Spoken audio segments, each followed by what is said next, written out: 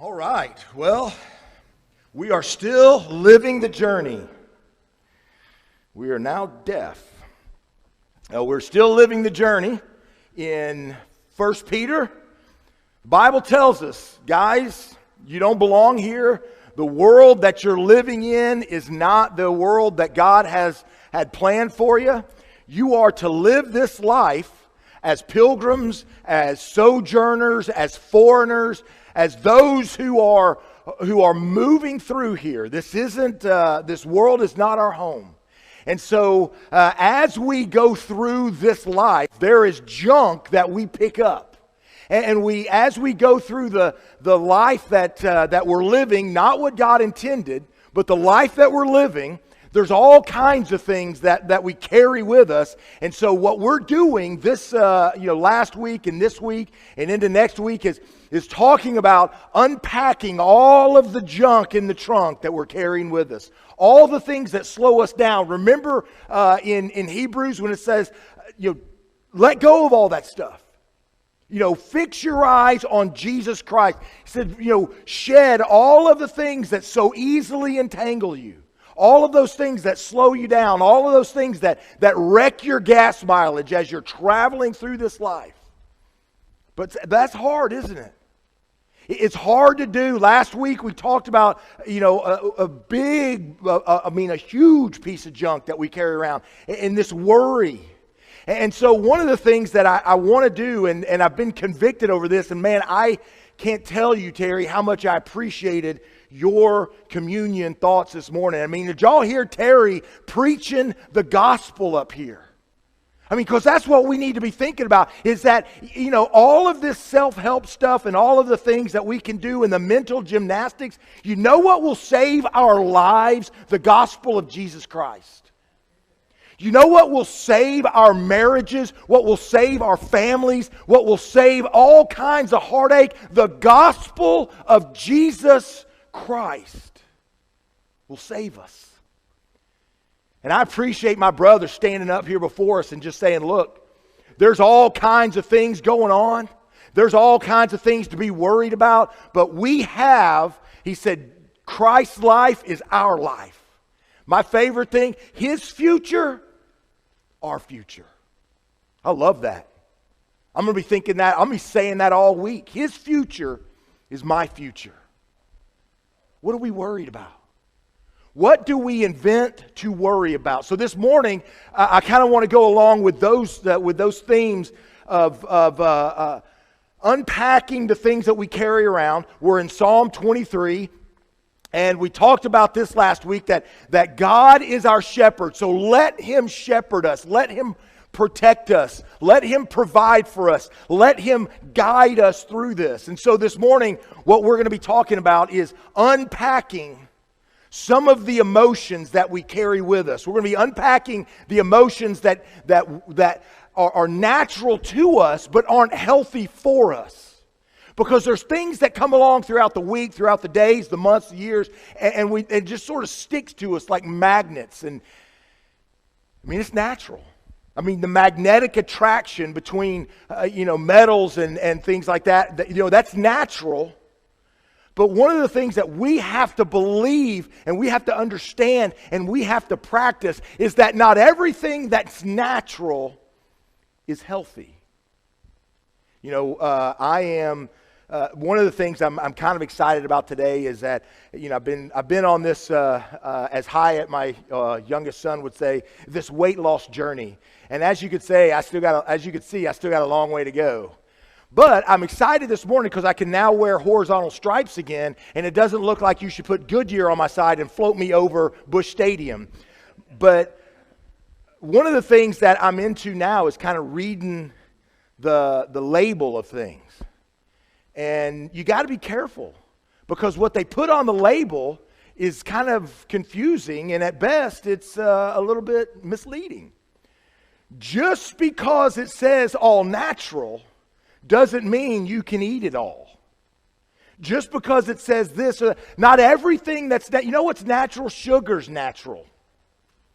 You know what causes this right here? Sugar. Lots of it. But see, what we have to understand is what we experience and what comes naturally to us, just what we hear a lot about. You know what's misleading on our package? Well, this is how God made me. Well, no, God did make you, but not like this. You know what made me like this, Bill? Sin. Sin made me like this. Sin made me broken. Sin made me experience. Sin made my anger so, it's natural, but it's unhealthy. My envy, it's natural. It comes natural to me, but it's unhealthy. It's ungodly. So not everything that's natural, not everything that happens in the way, everything we feel is something that we should carry with us. And so we have to unpack those things. It's like coming back from a trip. You have to, on purpose, unpack. One of the things that I hate doing is packing and then unpacking.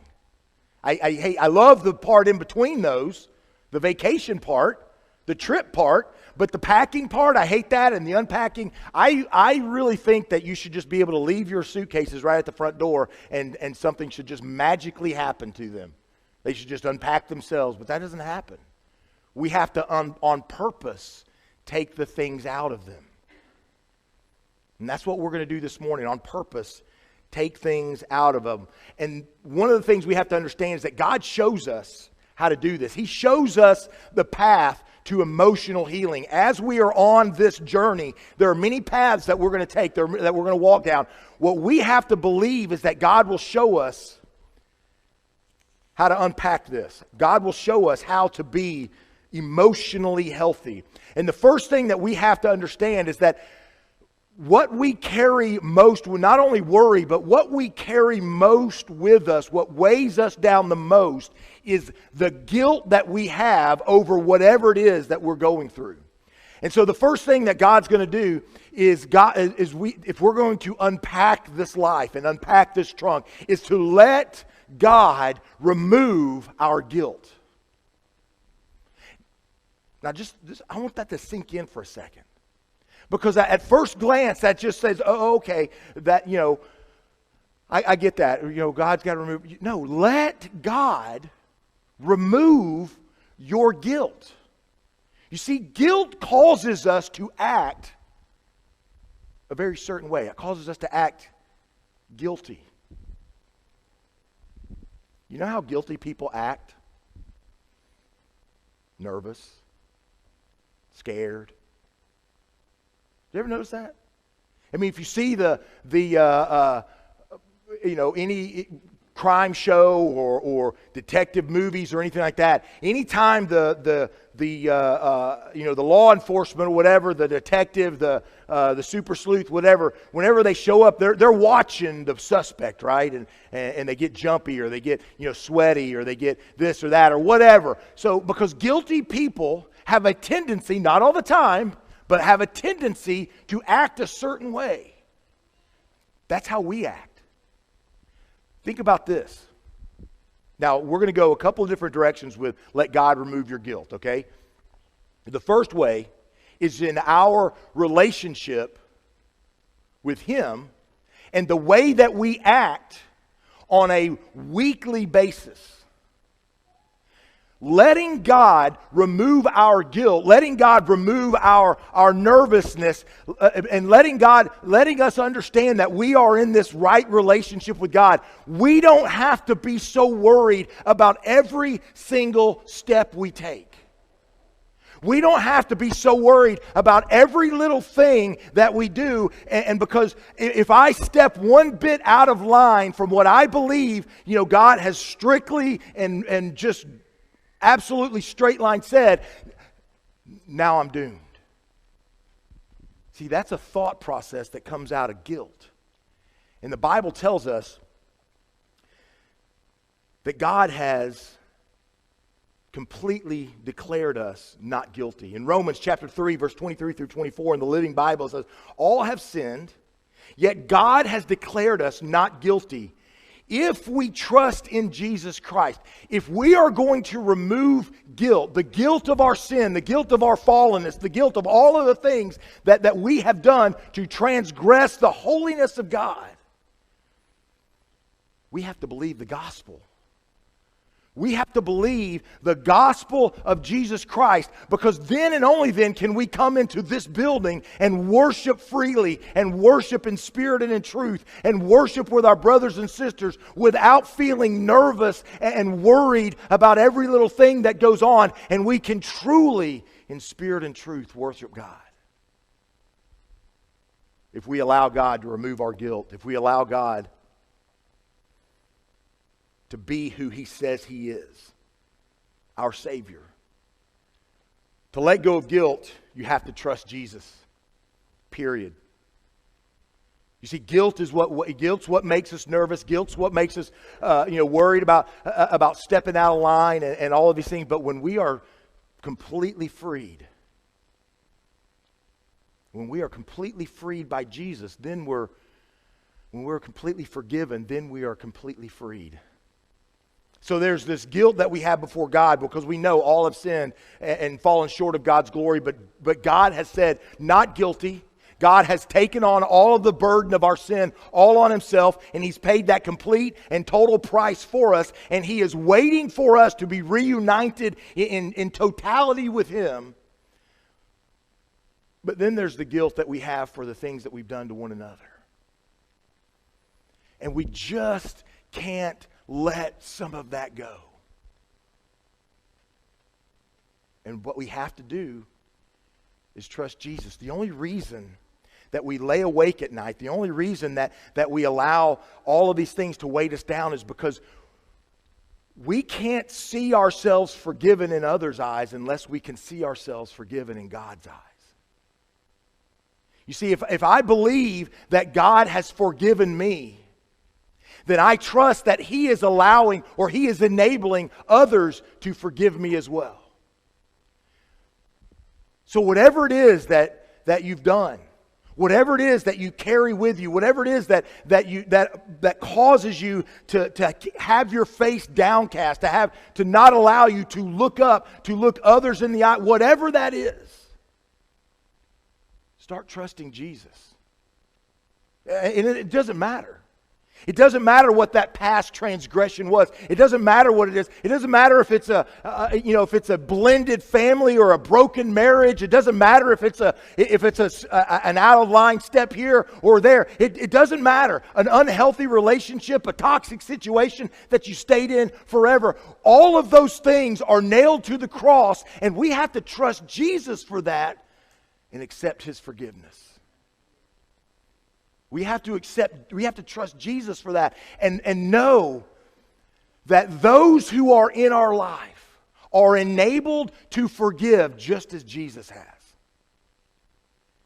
When we let go, when we allow God to remove our guilt, we start to be able to live freely. We start to be able to worship freely. So not only are we asking to let God remove our guilt,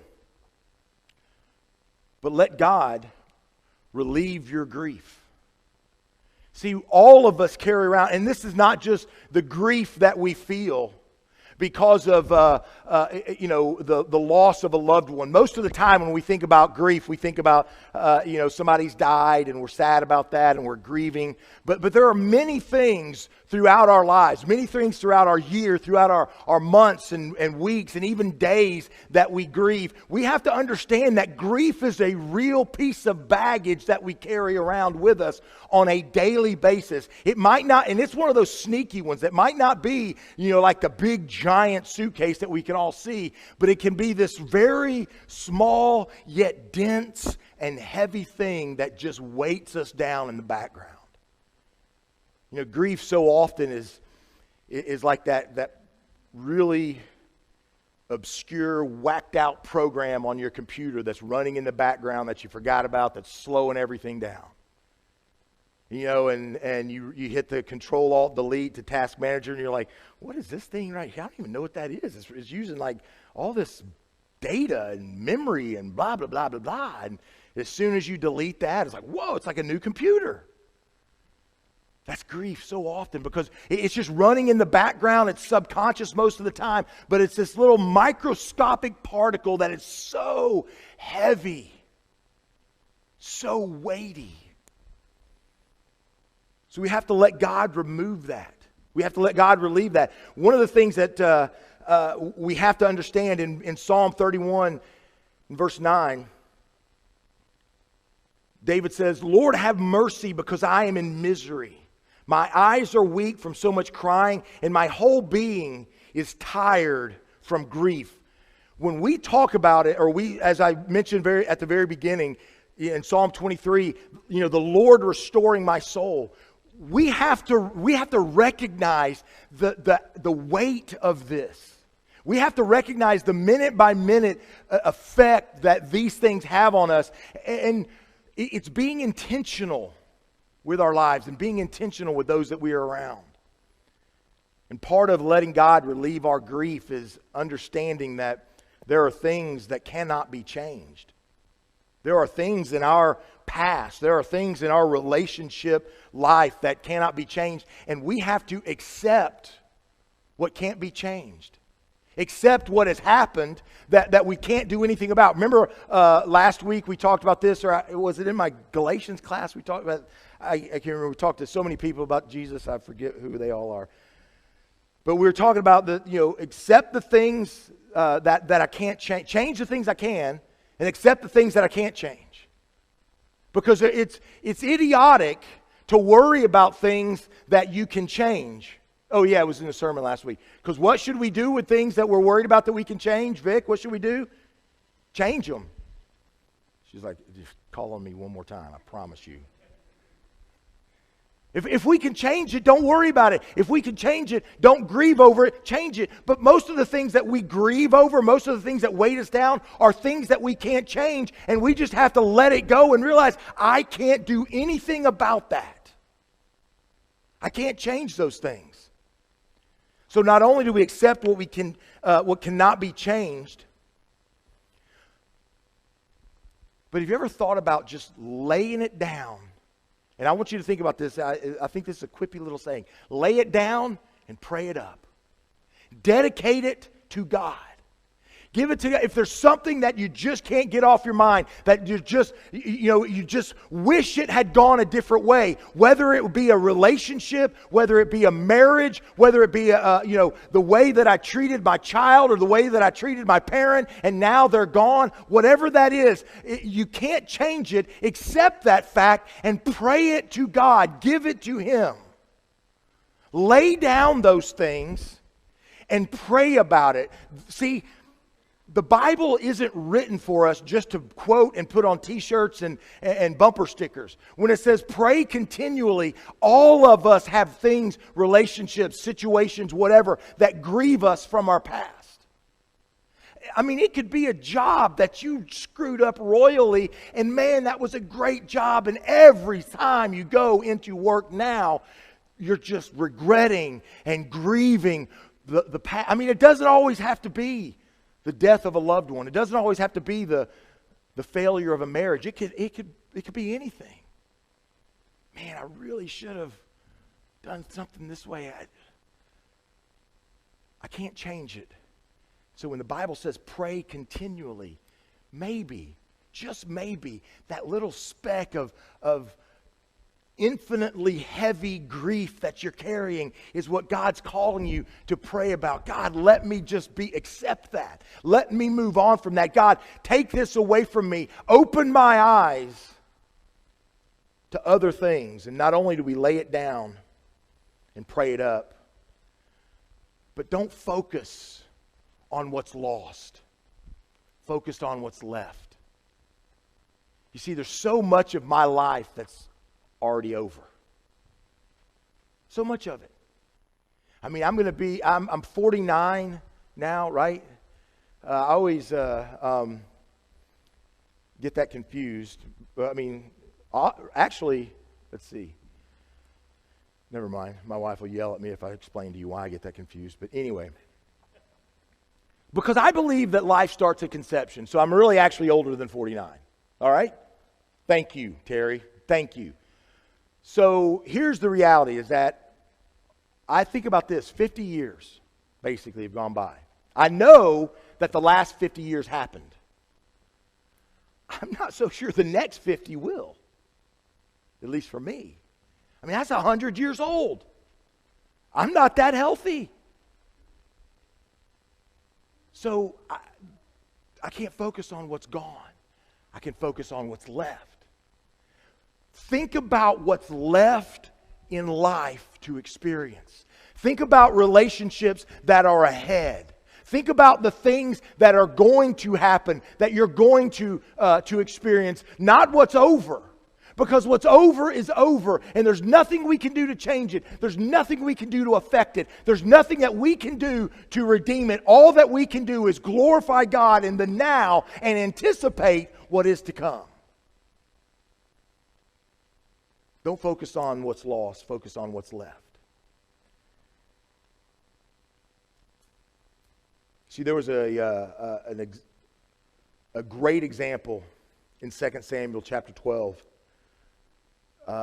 where David has sinned. A man after God's own heart. David has sinned. He's had a child with Bathsheba. He sent her husband out to be murdered. And all of this comes to light. God knows about it. Most people don't. One guy does, but God knows. And the child is born, and the child is sick. And David is just sick over it. I mean, he is grieving. He is fasting. He is sitting in ashes. His heart is breaking within him. And the child dies. And David gets up, and he cleans himself, and he goes and has something to eat. He accepts the reality that he can't change this. And he understands that all of the things that went on to cause this, he can't change any of them. He moves on with life. Understanding that some bad things have happened and some relationships have been broken and sin has taken place. But I'm not going to let all of those things rule me. I'm not going to let those broken relationships. I'm not going to let those those broken promises. I'm not going to let those broken commitments or those unmet covenants guide me at all. I'm going to fix my eyes on Jesus. And I'm going to make the best out of what's left. Because that's what we have. That's what we have. So not only are we going to let God remove our guilt, let God relieve our grief, but we're going to let God replace our grudges. Because let's face it, isn't that a big piece of baggage that we carry around with us? I mean, can you believe what she did to me? And I will never, ever be able to be in the same room with that person again after what they said, after what they did, after what they whatever. Can we let God be God once and for all? That's where all of this starts. Remember back, we're in remember the Matrix we talked about? We're in a series within a series inside of a series. All this started. Remember the picture of the garden that we had up here, and the snake and the tree, and the lady Eve with the apple, or was it Adam? Whoever. All that started because we want to be God. And when we hang on to grudges, when we are unable to forgive and forgive as we have been forgiven, again, we are trying, like the devil, to be God. As I've said this many times, I will say it again. As my mother used to tell me or say to me all the time, she would actually ask me, "Who do you think you are?" I mean, I would come in the house, I would say something, I'd do something, whatever, and then she was, she'd yank me up. And she would look me in that and said, "Son, who do you think you are? Talking to me like that, acting like that." Whatever it was I was doing. When we hold grudges, when we are unable to forgive, when we allow transgressions of others to come in between relationships that God is calling us to have, who do we think we are? After David sinned with Bathsheba, and had Uriah killed, he writes a psalm in which he says, God, against you and you alone have I sinned. Now, if I was Uriah's brother, I might be thinking, well, you might want to add a couple people to that list there, Dave. You might want to put a few more people because you had my brother taken away from me. You did this. All those things were to me. But again, God's saying, who do you think you are?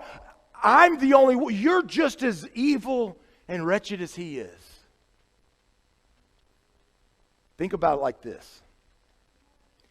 If I steal all of Grant's money, I mean both dollars, both of them.